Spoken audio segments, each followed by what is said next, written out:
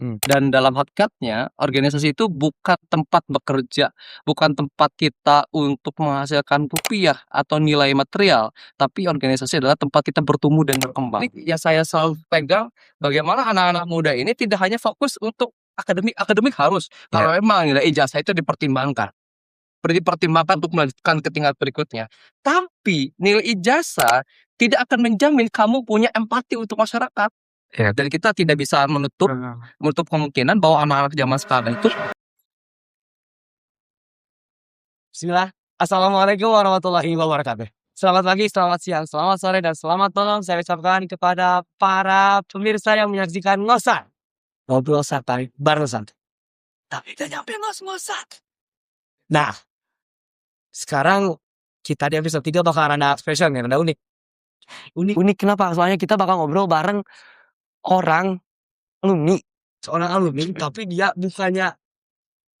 bukannya kemana-mana, dia justru malah ikut mengembang sekolahnya sendiri loh. Alumni Mahadiasuna juga. Ya sekarang aktif berorganisasi di SMP dan juga di luar. Penasaran? Langsung aja kita ngobrol bareng.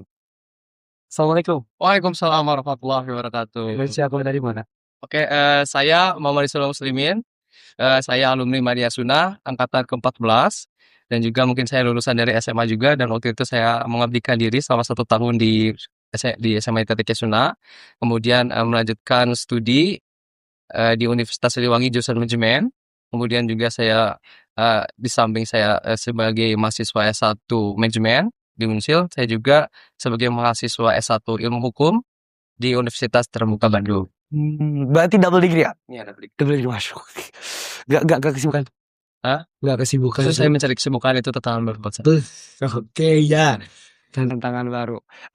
Kenapa? Nah, Ana penasaran banget ya. Kan alumni tuh biasanya justru habis dari alumni, apalagi dari Asuna ya, yang terakreditasi UIM, mereka tuh biasanya memilih buat kayak mengepakkan sayap keluar negeri, kayak belajar di mana-mana segala macam. Tapi kenapa malah memilih kembali ke Asuna dan ikut mengembangkan Asuna gitu? Baik, sebelumnya terima kasih. Mungkin di sini saya disebut dengan alumni mungkin karena lulus dari Mahadiasuna, dan mungkin ketika saya lulus dari sini, saya pernah mencoba untuk masuk ke Jamiatul Imam Muhammad bin Saud di Jakarta. MCU. Iya, saya waktu itu masuk ke jurusan Idari, ya. Walaupun di tengah perjalanan saya tidak melanjutkan, karena mungkin dalam proses pembelajarannya tidak sesuai dengan apa yang saya inginkan. Karena kan dalam artinya belajar itu kan harus sesuai dengan apa yang kita suka dong. Iya. Dan harus sesuai dengan apa yang kita jalani. Dalam artian kita itu belajar bukan hanya untuk mengisi kepala dengan teori, tapi juga bagaimana cara kita itu bisa bersinergi dengan masyarakat, dan teori yang kita pelajari itu bisa bermakna bukan hanya untuk diri kita tapi juga untuk orang lain. Akhirnya mungkin karena di sana mungkin setelah saya merasa kurang cocok, akhirnya waktu itu saya memilih untuk keluar dari Libya. Keluar Dari Libya. Libya. Oh, Libya. Itu bukannya orang lain mah banyak yang pengen ke sana. Ya, memang banyak sih sebetulnya, dan mungkin itu pilihan terbesar saya ketika saya memilih untuk tidak melanjutkan. Yo. Dan ketika saya ketika saya keluar dari Libya, saya kembali ke Mahadiasuna, dan mungkin saya juga bertemu dengan teman-teman hebat di sini yang hari ini juga berdiri di depan saya. Gitu. Itu kan salah satu alasan kenapa kita bisa bertemu hari ini, gitu ya. Namun mungkin dengan alasan karena alasan tidak sesuai dengan apa yang saya inginkan, bukan berarti Libya tidak cocok itu untuk sebagai besar. Libya itu sangat bagus bagi teman-teman ya. Hanya saja di dalam memilih jalan kita itu kan harus tidak berani kita dalam jalan sekarang, bukan dari tekanan siapapun. Sehingga nanti dalam proses pembelajarannya kita bisa merasakan semua proses perjalanan. Jadi belajar tuh harus yang kita suka gitu Kak. Biar semangat. Biar semangat. Ini ya santai-santai aja ngobrol tapi ya. Ana penasaran nih. Kayak kan oke lah keluar dari Libya. Oke lah, tapi kan dunia ini tuh luas banget gitu, banyak sekolah yang lain, banyak pengalaman lain. Kenapa di Asuna lagi? Apa ada pengalaman khusus gitu di OSIS ke SMP atau apa yang bikin balik lagi ke Asuna? Sebetulnya satu hal ketika saya keluar dari Libya itu, yang pertama saya melanjutkan, waktu itu saya pernah mencoba untuk melanjutkan di Universitas Islam Negeri Sunan Gunung Jati Bandung. Oh, di iya, UIN iya. Bandung. Waktu itu saya mendaftar ke sana, kemudian ketika saya mendaftar ke UIN Bandung juga saya coba untuk daftar ke Unsil, gitu. Dan ketika proses seleksi, qadarullah saya keterima dua-duanya, UIN Bandung dan juga di Unsil.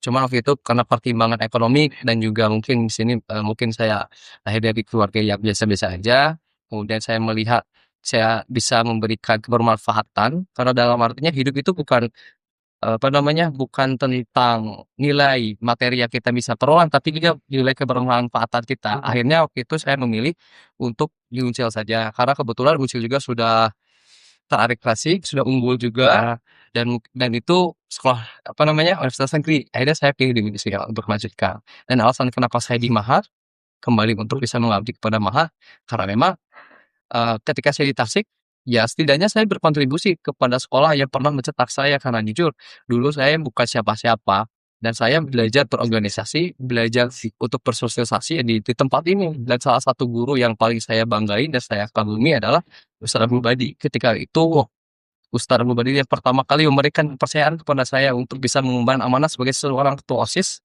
yang di sana sebetulnya banyak di antara teman-teman saya yang meragukan saya. Bahkan mungkin ada beberapa juga dari senior saya yang meragukan saya. Hanya saja karena ucapan Ustaz Abdul Badi, ya, pernah bilang, "Coba." Akhirnya saya coba. Dan ketika saya memulai perjalanan itu, saya menguatkan diri untuk bisa memberikan yang terbaik. Itu buat jadi awalnya tuh ragu-ragu juga berarti awalnya tuh orang yang emang Iya, dulu dulu dulu saya orangnya pendiam, kalau misalkan saya dites, apa namanya, tes kepribadian, dulu saya introvert. Karena dulu saya menarik diri dari masyarakat karena kurang suka dengan riuh pikuknya dunia ini lah, dalam artian nggak suka dengan polemik dan juga permasalahan masyarakat lingkungan gitu kan. Cuman ketika itu saya diberikan kepercayaan dan amanah dan juga saya diberikan dukungan, walaupun itu sepele bahasanya, tapi itulah yang menjadikan saya terdorong untuk menjadi pribadi yang bisa memberikan manfaat buat orang. Karena dari sanalah saya mulai mencari tahu apa sih nilai makna dari hidup ini. kalau selama kan jujur ya, dari ceritanya ini berarti OSIS organisasi Asuna ini sudah mempersukakan. Apakah nggak pernah ada gitu kayak kesel dulu kayak gini, kesel dulu kayak gini, kesel dulu gini gini. Kalau aja dulu kayak gini, mungkin sekarang jadi wah Rasanya gitu deh sih. Pernah, jujur pernah. Karena ini satu hal yang waktu itu saya kurang bisa kembangkan karena satu hal dan juga beberapa hal yang mungkin dalam apa namanya, ketika waktu saya diberikan amanah itu kan first time juga buat saya itu kan, karena memang sebelumnya nggak pernah itu kan. Kemudian yang keduanya juga ibaratnya juga masih baru gitu kan. Karena waktu itu saya jadi OSIS tuh dari mulai kelas 7 jadi staff kewirausahaan. berarti 3 tahun dong. Ya, Wah, dari 3 tahun. Jadi ketika staf kewirausahaan itu saya sangat tertekan sekali dengan waktu itu. Insyaallah ya senior-seniornya sangat memberikan tekanan kepada kita dari ya dari biasa tekanan motivasi-motivasi yang mungkin motivasi. membuat kita rada down sedikit gitu kan. Tapi di sana itulah yang menjadikan saya apa namanya termotivasi untuk ketika saya diberikan amanah sebagai ketua, bukan melanjutkan apa yang digariskan sebelumnya, tapi saya memberikan pembaharuan agar generasi setelah saya itu tidak merasakan apa yang saya rasakan dan mereka bisa berkembang. Dan dalam hakikatnya, organisasi itu bukan tempat bekerja, bukan tempat kita untuk menghasilkan rupiah atau nilai material, tapi organisasi adalah tempat kita bertumbuh dan berkembang. Apa gunanya kita masuk organisasi kalau misalkan orientasi kita hanya untuk mengurus orang?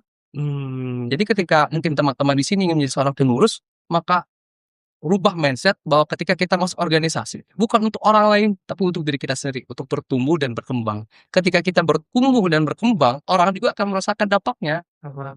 Ketika kita misalkan hari ini jadi pemimpin, orientasinya hanya untuk ngurus santri, diri kita tidak berkembang, emosional kita tidak berkembang, sosial kita tidak berkembang, gaya komunikasi kita tidak berkembang.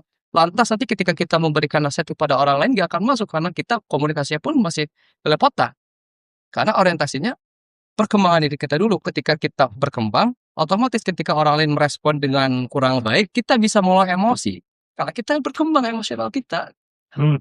Itu nggak egois gitu kayak mikirin diri sendiri, coba berkembang diri sendiri. Itu bukan egois, tapi itu nantinya akan menjadi timbal balik. Dalam artian pemimpin itu kan butuh kompetensi, ya. Bagaimana cara kita mengembangkan orang lain, kitanya aja kompetensi kita belum sampai ke sana. Contohnya misalkan di sini Arpi ya, saya sebutin aja ya. Arpi misalkan di sini apa namanya nanti akan menjadi seorang pemimpin misalkan. Kamu akan berkomunikasi dengan orang banyak. Berarti kan komunikasi kita harus bagus dong.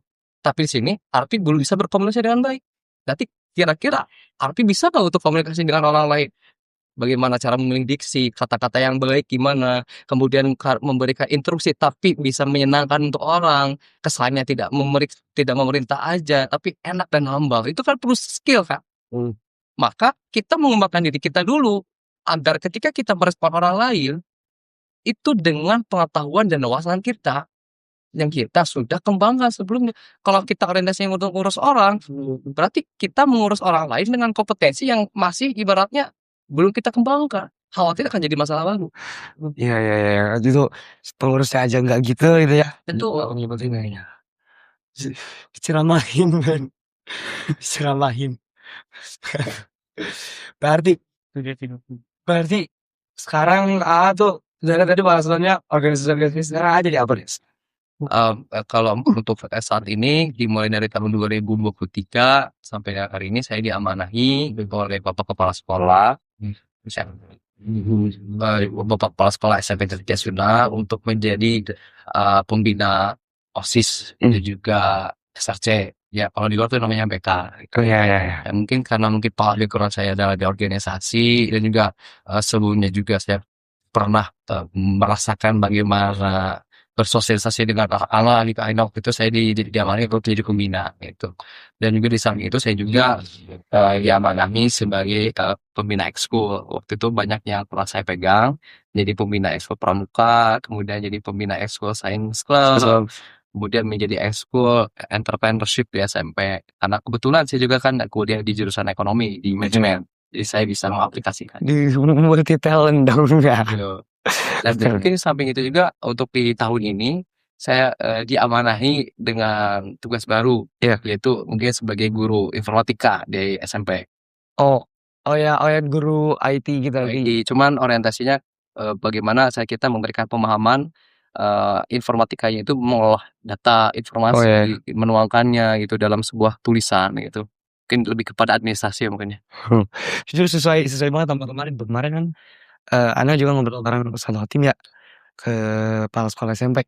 Katanya emang visinya dia, salah satu visinya itu dia pengen modernisasi itu nggak kehambat gitu buat santri. Ternyata ada juga gurunya. Ya, Masya Allah. Ternyata itu kalau ngobrol soal organisasi nih ya, kan AA organisasinya tadi tuh katanya OSIS ubah yang awalnya tuh menekan gini itu segala macam, sekarang bawahan apa tingkatan setelah gak tertekan, beda sistemnya gitu kan. Berarti sekarang kan ada sistem baru tuh. AA udah itu OSIS berapa lama sih? Waktu itu saya sampai saat ini mungkin ya, di periode ini saya sudah megang 3 angkatan. 3 angkatan dari mulai angkatan 2023, 2024, kemudian 24, 25, dan sekarang 25, 26. Dan itu banyak sekali dinamikanya. Karena ketika waktu itu kan memang OSIS itu kan sudah berdiri dari lama ya. Sudah berdiri lama, cuman waktu itu kehambat dengan COVID-19 sehingga dalam proses pembinaannya itu menyesuaikan. Karena sudah terpangkas gitu beberapa angkatan, vakum karena COVID. Dan ketika itu saya mulai megang angkatan 23, 24 yang notabene-nya itu masuk pada Gen Z akhir. Anak Gen Z yang akhir-akhir kesini tahun 2008-an ya akhirnya. Ya, kalau tahun itu kan memang tekanannya sangat besar sekali karena waktu itu saya dijadikan diamanahi sebagai pembina. Luar biasa sekali itu diberikan amanah seperti itu dan anak juga tidak tidak terpikirlah sebelumnya untuk beliau memberikan kesempatan itu kepada anak gitu kan. Seperti itu sangat luar biasa sekali memberikan kesempatan kepada saya yang notabene-nya adalah masih muda itu kan, baru lulus SMA, gak jadi kuliah, waktu itu diberikan kesempatan untuk membina itu kesempatan. Makanya ketika saya diberikan amanah, saya berusaha memaksimalkan menjadikan organisasi bukan tempat sebagai untuk bekerja anak-anak, bukan hanya tempat mereka untuk mengerjakan tugas, tapi saya gunakan organisasi sebagai tempat belajar, bertumbuh, dan berkembang. Makanya ketika saya waktu itu dijadikan sebagai seorang pembina di tahun 23, 24, saya punya visi kita jadi seorang pembina itu Di tahun itu visi saya visi pembentukan. Ketika saya menyusun organisasi ini sebagai tempat belajar atau kelas baru. Bukan sebagai tempat ngurus orang lain. Iya. Bukan sebagai tempat kerja. Betul. Iya ya. Emang waktu dulu AA tuh kayak kesannya kayak gitu waktu AA jadi OSIS ini? Walaupun mungkin dari pembinaan waktu itu orientasinya untuk di tempat belajar, tapi mungkin jarang digaungkan organisasi itu tempat belajar. Nah, ketika saya waktu itu jadi pembina di tahun 23, 24, saya mulai berpikir bagaimana caranya supaya anak-anak itu bisa memiliki minat dan bakat gitu. Mereka sebetulnya udah punya minat bakat nih anak-anak sebetulnya. Ada yang tertarik dalam media, ada yang tertarik dengan public speaking, komunikasi, ada yang tertarik dengan bersosialisasi, hanya belum terbentuk aja gitu loh. Nah, saya itu sebagai stimulus memberikan kesempatan melalui organisasi dengan sistem yang sudah dibentuk itu bisa mengembangkan sedikit-sedikit mereka. Walaupun dalam pelaksanaan itu masih banyak kekurangannya, masih banyak penyesuaiannya, hanya saja yang selalu saya tekankan, anak-anak ini ada penerus. Maka ketika suatu saat mereka akan jadi pemimpin, mungkin mereka akan jadi pemimpin saya gitu, walaupun sekarang jadi pembina, tapi mungkin mereka akan jadi pemimpin saya. Makanya saya tidak mau dipimpin oleh orang-orang tidak kompeten. Maka saya menjadikan organisasi sebagai tempat mereka bertumbuh berkembang. Ketika suatu saat mereka jadi pemimpin, mereka menjadi pemimpin yang baik buat saya. Iya. Bayang. Kalau ternyata nanti ada salah satu anak didik jadi presiden. Itu bisa aja, tidak menutup kemungkinan. Itu kan karena dunia ini sangat terbuka loh bahasanya. Dan kita tidak bisa menutup kemungkinan bahwa anak-anak zaman sekarang itu bisa lebih bagus dari kita itu. Jadi ketika misalkan kita pernah menjadi bagian perjalanan mereka, itu ada sebuah kebanggaan buat kita. Makanya ketika waktu itu saya diberikan amanah sebagai pembina, saya bersemangat. Kenapa? Karena saya dilibatkan dalam proses pertumbuhan perkembangan mereka gitu. Dan saya sangat mensyukuri, makanya ketika waktu itu saya jadi pembina, saya ibarat tidak pernah memangkas jam kerja. Dalam artian selama mereka butuh saya siap ada. Karena kebetulan mungkin waktu itu saya juga belum ada kesibukan selain ada di sini, maka saya fokus di sana. Walaupun saya sambil kuliah juga, maka pengetahuan kuliah saya, pengetahuan manajemen, kemudian pengetahuan terkait tentang hukum, saya kolaborasikan sebagai sebuah pelajaran yang real buat mereka bagaimana sih supaya anak-anak zaman sekarang itu bisa belajar organisasi, bersosialisasi dalam masyarakat, bagaimana mereka bisa berilmu, kemudian beramal dan berdampak untuk masyarakat. Karena apa gunanya kita menjadi pelajar yang hafal teori, tapi kita minim aksi, kita akan jadi apatis. Dalam artinya tidak peduli dengan semua masalah yang ada. Gitu. Ya, kalau jadi supaya nanti teman-teman itu menjadi suatu saat menjadi seorang pelajar yang nantinya akan terjun ke masyarakat, ingat apatisme itu sangat tidak baik gitu. Karena kita itu generasi muda membawa perubahan bahasanya.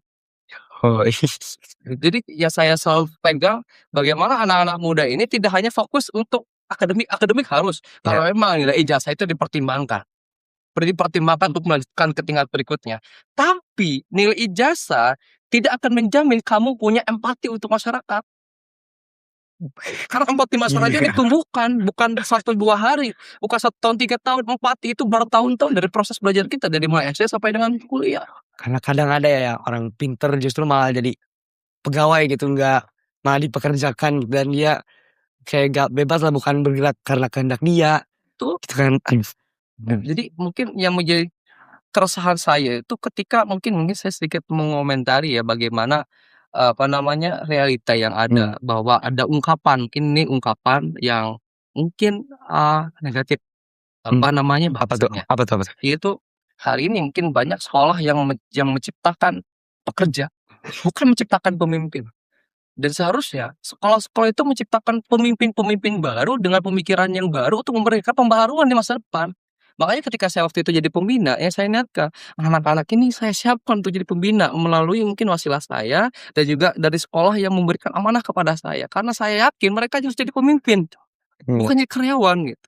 Walaupun nanti dalam realitanya akan ada yang menjadi pegawai, akan jadi akan menjadi jabatan di bawah gitu kan seandainya. Tapi mental mereka harus jadi mental pemimpin, dalam artian mereka harus membawa perubahan.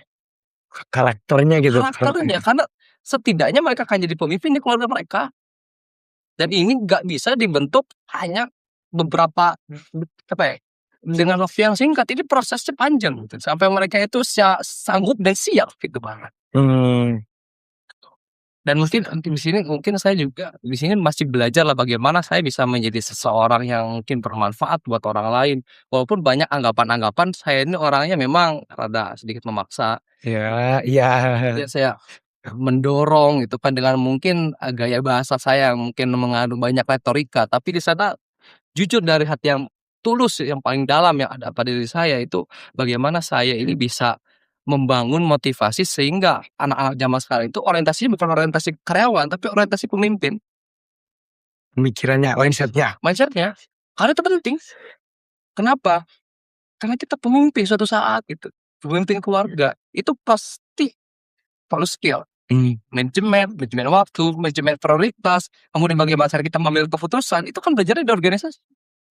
Maka peran AA tuh jadi orang yang ngajarin karakter itu ke santri. Ya setidaknya, Bukan. walaupun tidak sepenuhnya, setidaknya saya pernah menjadi bagian dari memberikan pembelajaran. Oh ya. Sekaligus saya juga belajar gitu. Dan sejujurnya ketika saya jadi pembina, yang belajar itu bukan anak-anak saja dari saya, tapi saya juga belajar dari Belajar juga. mereka. Jadi kalau misalkan dulu saya pernah membina Arpi misalkan, waktu itu. Misalkan. Jadi yang ada di dalam diri saya semua semua arahan yang saya berikan, semua pembinaan yang saya berikan itu sebetulnya bukan via diri saya, tapi bagaimana saya melihat orang tersebut, anak tersebut, dan saya belajar karakter dari dia. Oh ternyata anakku ini begini, oh anak ini begini, oh anak ini begini. Makanya dalam proses pembinaannya beda-beda. Ada yang perlu pendekatan khusus, ada yang perlu cukup dikasih obrolan sedikit, ada yang memang harus intensif. Dibentak. Ada sampai sebenarnya. Wah. Dan dalam pemberian tugasnya berbeda-beda. Dan sebetulnya tugas dalam organisasi itu bukan hanya tugas biasa, tapi memang tugas yang nantinya akan membuat orang tuh berpikir gitu. Gitu. Iya. Masih bener sih, keren sih. Dalam sistem organisasi gitu kan sebenarnya tuh gak terjun langsung gitu kan, gak jadi si ketuanya kan, gak jadi ketuanya, cuma pembina. Tapi menurut nih, sistemnya tuh yang baik itu gimana itu? Kak, sebenarnya gak terjun, gak ngatur. Tapi bisa ngebikin ngenaikin, ngedidik, ngebikin bagus karakter mereka, ngebikin bagus juga santri yang mereka didik gitu kan. Gimana gitu sistemnya? Yang pertama memang ibarat saya sebagai pembina yang saya buat bukanlah bukanlah proses di dalamnya, tapi yang saya buat adalah wadahnya, sistemnya itu. Maka dalam pembentukan sistem ini yang pertama kali saya betulkan adalah yang pertama alur koordinasi dan komunikasi. Jadi ketika ketika pemimpin, bagaimana sih pemimpin ini ketika memberikan lahan kepada anggota harus lewat apa saja. Kemudian ketika ada anggota yang ingin memberikan saran masukan harus bagaimana alurnya. Ketika ada pengajuan harus bagaimana. Karena itu harus dipertimbangkan komunikasinya. Kemudian yang kedua adalah bidang-bidang yang ada di dalamnya itu seperti apa sih? Kebutuhan akan bidangnya itu seperti apa? Sehingga yang kita itunya adalah sistemnya, dalam arti tadi kan birokrasinya. Kemudian yang kedua ini adalah struktur. Strukturnya harus jelas. Jadi pemilihan penetapan ketua, wakilnya harus berapa, sekretarisnya harus berapa, bendaharanya harus berapa. Itu semuanya di manage itu. Ada teorinya, nggak bisa ujung-ujung jadi 2 jadi 3 itu atas asas kebutuhan. Kemudian kenapa sih departemennya itu waktu tahun 2023 itu hanya 5 kalau nggak salah. Departemennya hanya 5. Ada rohani Islami, ada kebersihan, ada kemudian olahraga, kemudian ada ada kewirausahaan, ada pubdoc, dokumentasi. Sekarang jadi berapa? Nah, untuk yang sekarang, karena mungkin perkembangan zaman, maka saya membuat wadah untuk anak-anak itu menjadi 7 departemen. Ada departemen di Mantapua, ada 3 membawahi program keagamaan atau pendidikan kedua, ada departemen kesehatan dan lingkungan, nanti akan membawahi program kesehatan dan juga kesehatan lingkungan. Kemudian ada departemen APRES, akademik pengelolaan dan pengetahuan dan juga prestasi. Di mana mereka itu bagaimana menghimpun anak-anak yang memiliki minat besar belajar agar mereka punya wadah tersendiri yang mereka punya program ini komunitasnya. Kemudian ada berikutnya yang keempat ada departemen sosial olahraga dan bela negara. Karena itu penting sekali. Bukan berarti kita harus siap bukan. Bagaimana kita menanamkan sifat bela negara kepada anak-anak zaman sekarang yang mereka notabene sekarang apatis. Yang ikut-ikut aja. Ikut aja. Contoh mereka misalkan dengan isu kabur aja dulu. Waktu itu iya, pernah iya, iya. tergaungkan itu. Karena kekecewaan kita pada negara ini. Kita sebagai generasi muda, jangan ada ngapa, udah aja, ngapain sih kita nggak ada depan mata. Jadi seolah-olah kenapa kita harus pergi? Kenapa kitanya tinggal fokus belajar untuk menjadikan masa depan kita itu menjadi masa depan yang baik? Karena suatu saat kita pemimpinnya loh. Jadi edukasi supaya mereka itu semangat belajar. Toh hari ini kita bisa lihat pelajaran hari ini gitu. Dengan mereka merokok di usia muda, kemudian mereka bolos ketika belajar, ketika mereka melakukan tawuran itu kan non atau bertolak belakang dengan sikap bela negara untuk pelajar.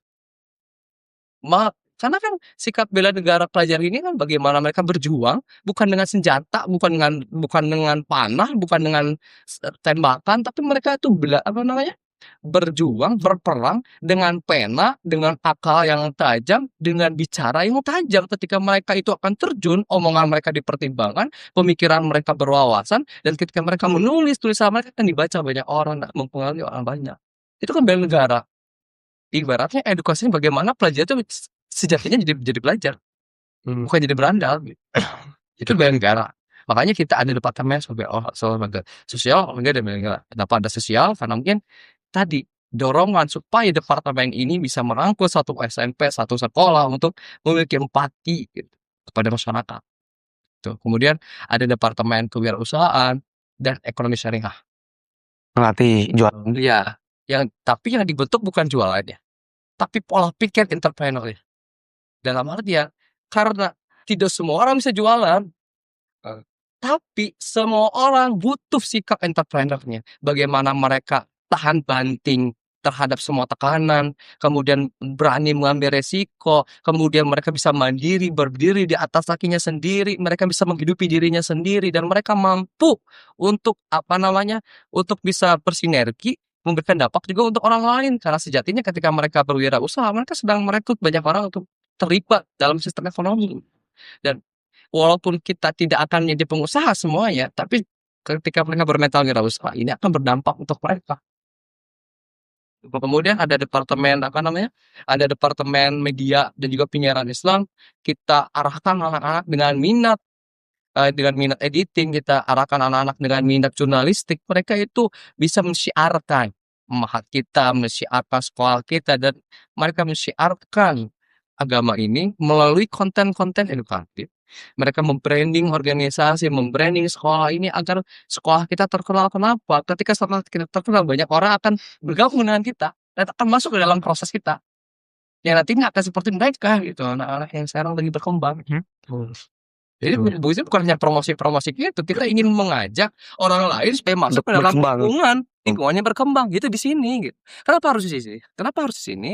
Karena di sini adalah tempat kita bisa belajar agama dengan baik sesuai dengan manhaj, berakidah yang lurus, ibadahnya benar, tapi kita dapat menyesuaikan dengan perkembangan zaman.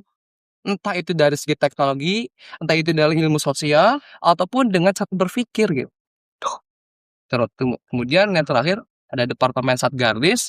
Departemen Satgardis ini departemen tata tertib dan juga satuan tugas disiplin yang nantinya mereka memastikan bahwa anak-anak belajar untuk mentaati hukum, mentaati peraturan. Kenapa? Karena mereka suatu saat akan menjadi individu tunggal di dalam masyarakat yang mereka harus patuh kepada aturan. Jangan sampai ada ada di antara kita generasi muda mulai menyepelekan peraturan, menyepelekan tata tertib, tidak peduli dengan norma dan adat istiadat masyarakat karena tidak dibiasakan dengan taat kepada peraturan. Maka muncullah departemen Satgaris ini.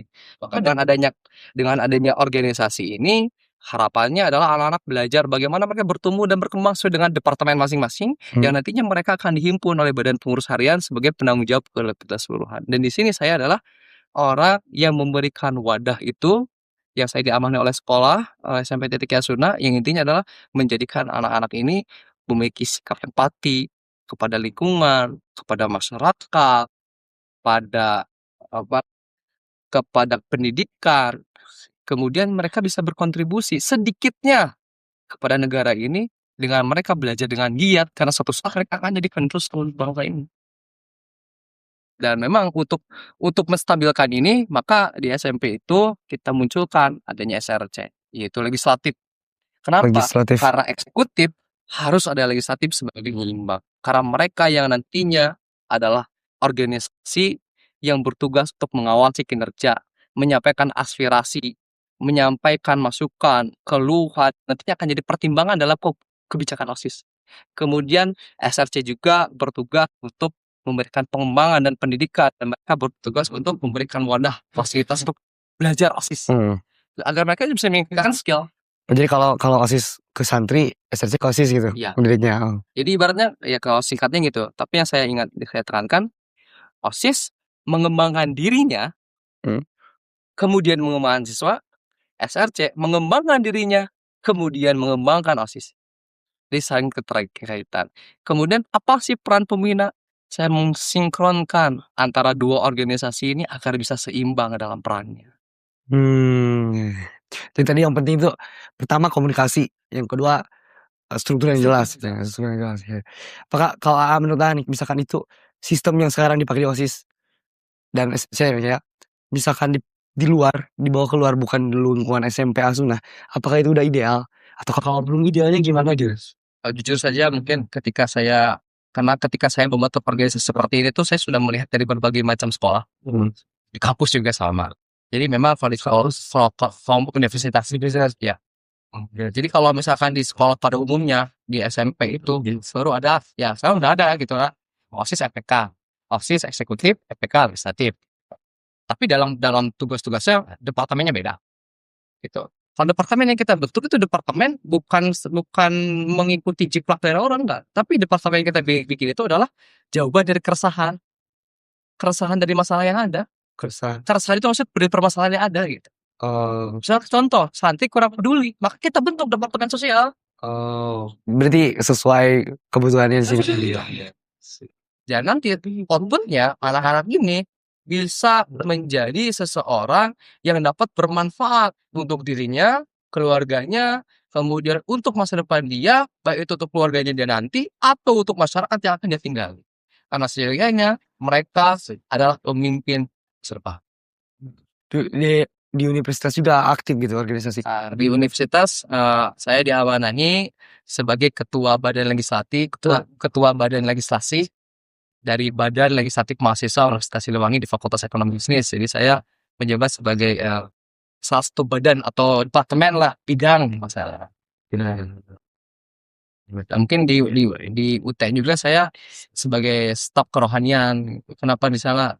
Walaupun di UT itu kan online ya, tapi saya pengen masuk aja lah. Mencoba gimana sih organisasi yang universitasnya itu kayak online. Ternyata luar biasa itu kan di sana banyak orang-orang baru dari latar belakang berbeda. Saya bisa berkontribusi dengan apa yang saya bisa gitu Mas. Ini mah bener nyari sibuknya nggak main-main ini mah.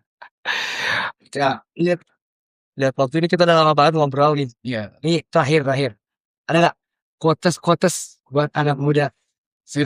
Pesen gitu lah. Quotesnya. Quotes. Lalu biasanya aku banyak nih, cuma sekarang lagi lupa ya apa ya. Oke gini. Quotesnya. Jangan isi kepalamu hanya dengan teori. Tapi percantiklah teori yang ada di kepalamu dengan aksi yang mampu memberikan dampak untuk masyarakat. Karena seyogianya kamu adalah individu masyarakat yang sedang dididik di lembaga ini untuk menjadi versi terbaik dan akan menjadi pemimpin masa depan. Tidak ada anak nakal di dunia ini. Hanya ada anak yang kurang perhatian dan kurang bimbingan. Maka kamu harus mengambil bagian dari perjalanan yang panjang. Tidak ada proses yang instan untuk menjadi manusia berkembang. Panjang banget quotesnya. Keren. Mungkin cukup sekian. Cukup segitu aja. Makasih banget buat waktunya.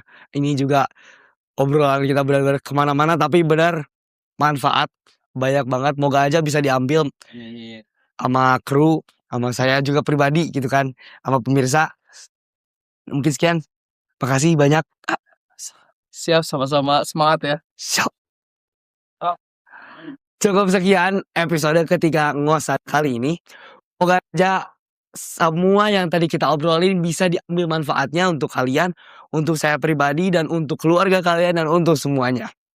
ambil di hati, simpan yang baiknya, dan kita tutup episode ngosan ini dengan hamdalah.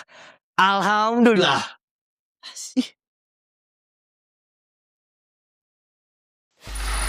Free audio post production by alphonic.com.